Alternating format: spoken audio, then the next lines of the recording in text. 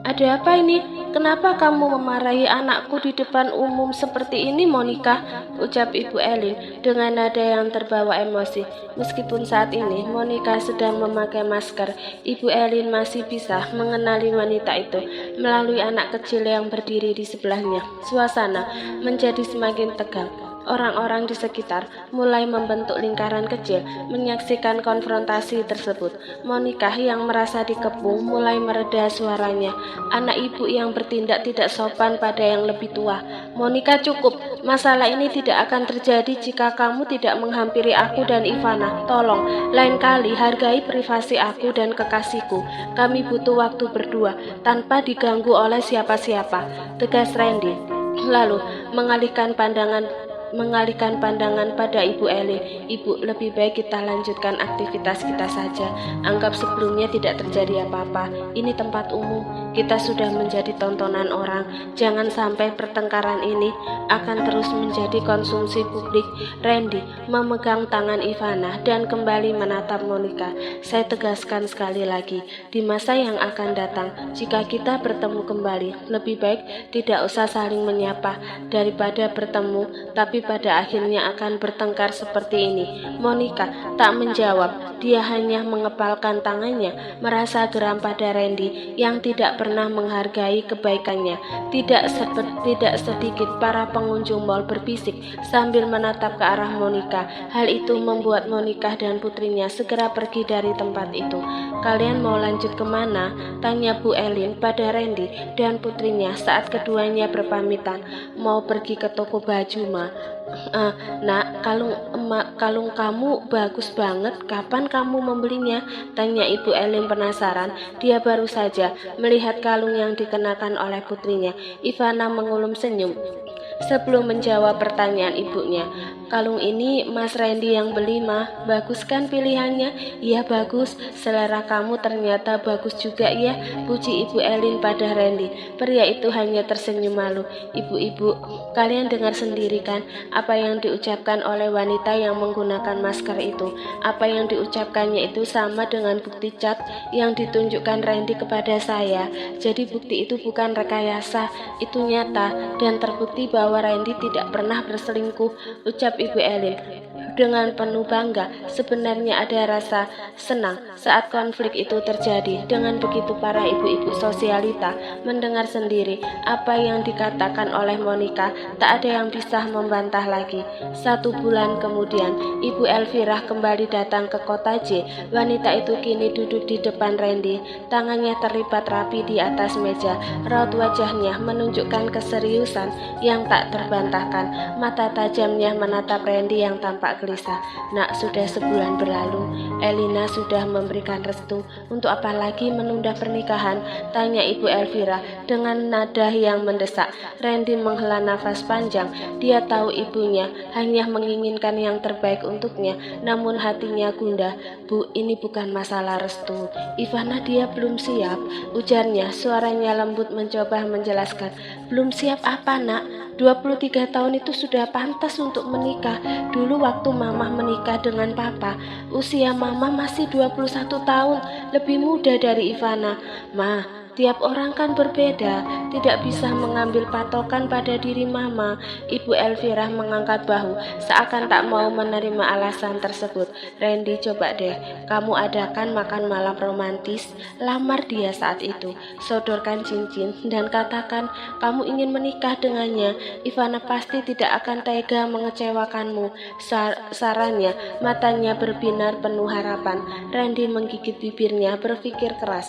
Ide itu terdengar menjanjikan, namun dia khawatir akan tekanan yang mungkin dirasakan Ivana. Ibu Elvira menyentuh tangan Randy memberikan dukungan. Kamu tahu, dia mencintaimu dan kamu juga mencintainya, bukan? Ini saat yang tepat, Nak. Bujuk Ibu Elvira. Penuhilah keinginan Mama, Nak. Mama sudah sangat ingin menimang cucu dari kamu. Randy akhirnya mengangguk, menyerah pada keinginan ibunya. Namun di dalam hatinya, dia berdoa agar Ivana benar-benar siap untuk langkah selanjutnya dalam hubungan mereka. dengan Ivana. Setelah selesai sholat Jumat, Randy tidak masuk kantor lagi. Dia ingin pergi makan siang dengan ibunya, sekaligus ingin membeli sebuah cincin untuknya melamar Ivana besok malam. Ibu Elvira terlihat bahagia dan penuh semangat saat menemani anaknya masuk ke toko perhiasan yang mewah. Cahaya dari lampu kristal menambah kilauan pada setiap sudut toko. Randy merasa gugup namun sekaligus bersemangat. Dia melihat beberapa cincin dan menimbang-nimbang mana yang akan sempurna di jari Ivana. "Bagaimana dengan yang ini, mah?" tanya Randy, menunjukkan sebuah cincin berlian dengan potongan emerald yang elegan. Ibu Elvira mendekat, matanya menyipit memperhatikan detail cincin tersebut. "Oh, ini indah, nak.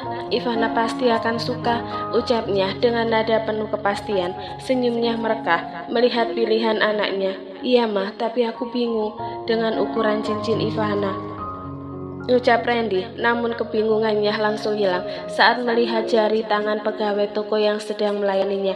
"Mbak, boleh minta tolong untuk mencoba cincin ini?" Randy meminta dengan sopan. Pegawai itu tersenyum dan mengangguk, memasukkan cincin ke jari manisnya yang ramping. Mata Randy berbinar melihat cincin tersebut tampak sempurna di jari pegawai, membayangkan betapa indahnya cincin itu nanti di jari Ivana. Ibu Elvira yang sedari tadi memperhatikan dengan seksama akhirnya berkata, "Cincin itu sangat cantik, cocok untuk Ivana." Randy mengangguk, hatinya dipenuhi harapan dan cinta. Dia membayangkan saat dia melamar Ivana, bagaimana reaksi gadis itu. Apakah dia akan menangis bahagia atau terkejut tak percaya? Randy memutuskan untuk membeli cincin itu. Dia merogoh dompetnya untuk membayar dengan menggunakan black card miliknya. Setelah selesai melakukan pembayaran, keduanya meninggalkan toko dengan sebuah kotak cincin kecil yang elegan di tangan Randy. Langkah mereka ringan, berjalan pulang dengan hati yang gembira, membawa sebuah cincin yang akan menjadi simbol cinta untuk Randy, cinta Randy untuk Ivana, dan sebuah harapan baru bagi masa depan mereka berdua. Rencana Randy melamar Ivana sudah diketahui oleh Fadil dan Mika. Randy sengaja memberitahukan pada Fadil agar kakak dari Ivana itu memberikan dukungan untuknya. Malam ini gemerlap lampu kamar Ivana mewarnai suasana. Dinding berwarna hangat menambah romansa. Ivana dipandu oleh Mika memilih gaun dengan cekatan. Mika mengambil sebuah gaun lembut dan berkata, "Pakailah ini, pasti sempurna untuk malam yang indah." "Gaun dari mana ini, Kak?" tanya Ivana dengan kening berkerut. Tangannya menyentuh gaun itu. "Oh, ini punya kakak, tapi kekecilan, jadi buat kamu saja." Mika terpaksa berbohong. Sebenarnya gaun itu sengaja Mika beli untuk adik iparnya. "Kak, aku nggak mau memakai baju itu. Aku mau memakai pakaian santai aja," tolak Ivana. "Ivana, ini kan makan malam pertama kamu dengan Randy, jadi jangan kamu samakan pakaian saat kamu jalan dengan dia di mall," ujar Mika menjelaskan. "Cobalah sekali-sekali kamu mengubah penampilanmu di matanya. Lihat bagaimana nanti reaksinya." Ivana menghela nafas berat. Dengan terpaksa akhirnya dia mengikuti saran Mika. Tak cukup dengan itu, Mika yang sekarang sudah mahir memoles wajah menggunakan keterampilannya malam ini untuk merias wajah adik iparnya. "Kak Mika, ini kenapa sih kok aneh banget malam ini? Aku mau pergi makan malam biasa saja, tapi dandanan dan pakaian kayak mau pergi ke acara pesta pernikahan." "Sudah Ivana, kamu gak usah ngomong, kakak sedang konsentrasi merias wajahmu." Jam 7 malam, Randy berdiri di depan pintu rumah Mika. Jantungnya berdebar tidak menentu. Dia mengenakan setelan jas hitam yang tampak sempurna, namun tangannya tidak berhenti berkeringat. Ketika pintu terbuka, Ivana muncul dengan gaun hitam yang menawan. Randy tertegun sesaat melihat Ivana yang malam ini tampil dengan sangat cantik. Kecantikannya melebihi saat gadis itu pergi ke acara pernikahan Dara dan Malik. "Mas," lirik Ivana membuyarkan lamunan Randy yang menatapnya dengan mata tak berkedip. "Kamu cantik sekali, sayang." Pujian itu meluncur begitu saja dari bibir pria tampan itu. Dia bahkan tak menyadari di belakang Ivana dan Fadil dan Di belakang Ivana ada Fadil dan Mika yang ikut mengantar Ivana keluar. Deheman Fadil menyadarkan keterpakuan Randy. Pria itu langsung menggaruk-garuk belakang kepalanya. Mika tersenyum dari balik pintu, memberikan dorongan kecil pada Ivana. "Pergilah, malam spesialmu menunggu," bisiknya dengan lembut. Randy dan Ivana berjalan menuju mobil Randy yang telah diparkir dengan sempurna berdampingan dengan mobil Fadil. Di dalam mobil, Randy tidak bisa berhenti mencuri pandang pada Ivana. Cahaya lampu jalan memantulkan kilauan pada wajah kekasihnya yang mempesona. "Mas, kamu mau ngajak aku makan malam di mana?" tanya Ivana karena sudah hampir 1 jam kekasihnya mengemudikan mobil dan sudah melewati beberapa restoran mewah, tapi itu belum juga menepi. "Pertanyaan kamu akan segera terjawab karena sebentar lagi kita akan sampai," jawab Randy sambil meraih tangan kanan Ivana lalu menciumnya. Angin sepoi-sepoi bertiup di tepi pantai menciptakan suasana yang damai dan romantis. Randy membuka pintu mobil dan menawarkan tangannya kepada Ivana yang dengan senyum menggenggamnya erat. Saat mereka berjalan menuju restoran yang terletak di tepi pantai, Ivana bisa mendengar suara ombak yang menenangkan. Pintu restoran terbuka dan Ivana terkejut melihat bahwa tidak ada satupun pengunjung lain di dalamnya. Lampu-lampu yang tergantung di langit-langit memberikan cahaya lembut yang membuat suasana semakin intim. Di tengah restoran, sebuah meja makan untuk 2 orang telah tertata rapi dengan lilin-lilin yang menyala di atasnya, serta pemandangan laut yang jelas terlihat dari jendela besar. "Kamu yang merencanakan ini tanya Ivana dengan mata berbinar, takjub akan kejutan yang disiapkan oleh Randy.